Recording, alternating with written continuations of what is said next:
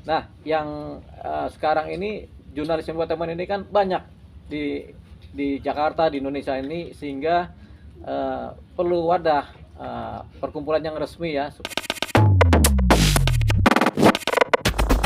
Jelasin Bang nih, hari ini ada pemilihan apa Bang? Bisa jelasin Bang?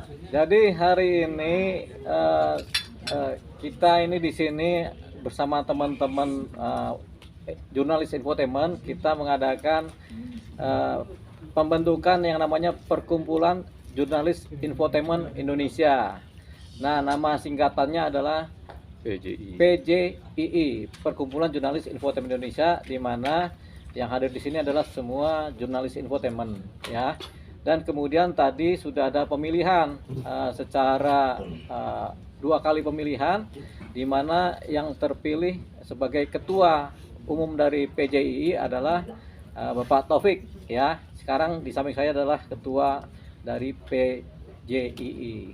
Nah, kemudian setelah terjadinya pemilihan tadi, Pak Taufik sekarang menjadi ketua, dan mengenai formatur kepengurusan dan kemudian kelanjutan ADART akan diadakan oleh Pak Ketua beserta pengurus beserta anggota nanti.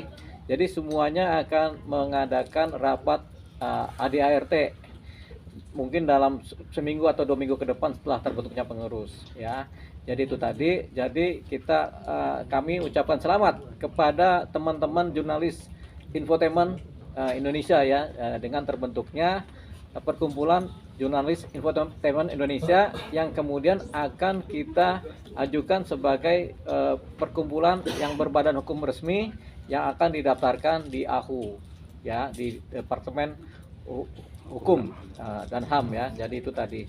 Jadi itu dari saya ucapkan selamat terhadap terpilihnya Bapak Taufik beserta kemudian dengan teman-teman juga. Jadi ini rasanya sudah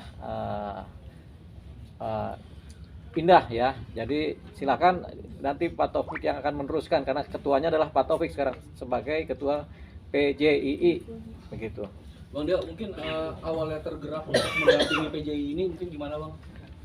Kalau saya kan cuma pengacara, jadi posisinya tentunya karena pengacara juga terkait dengan banyak undang-undang, salah satunya adalah undang-undang pers, di mana perlunya juga pembelaan-pembelaan terhadap teman-teman pers, terutama yang terkait dengan undang pers ya, para jurnalis.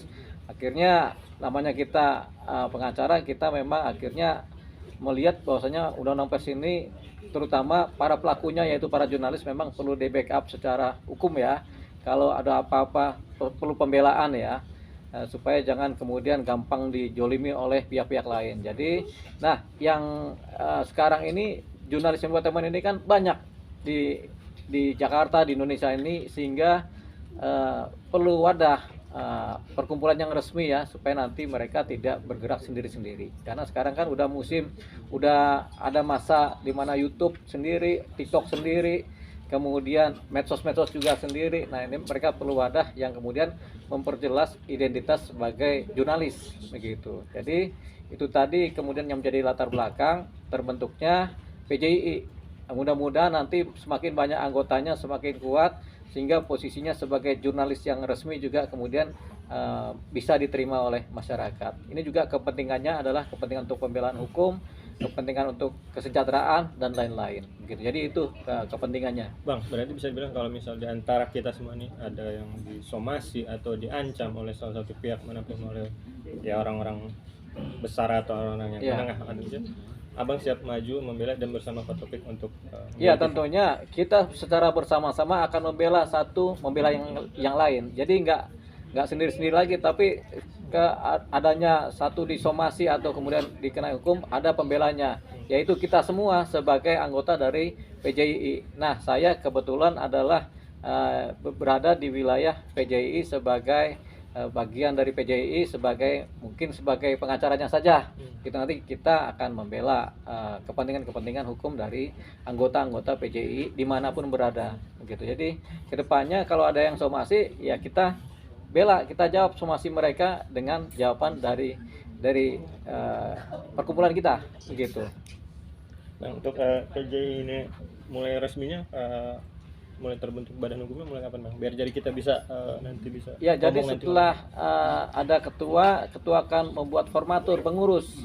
Setelah itu terbentuk, kemudian akan dibuatkan di notaris mengenai tulisan-tulisan akta-akta perkumpulan dan kemudian didaftarkan ke Kumham gitu. Itu mungkin dalam waktu 2 minggu ke depan setelah terbentuknya. Sekaligus juga ada ART yang lazim sebagai perkumpulan ya.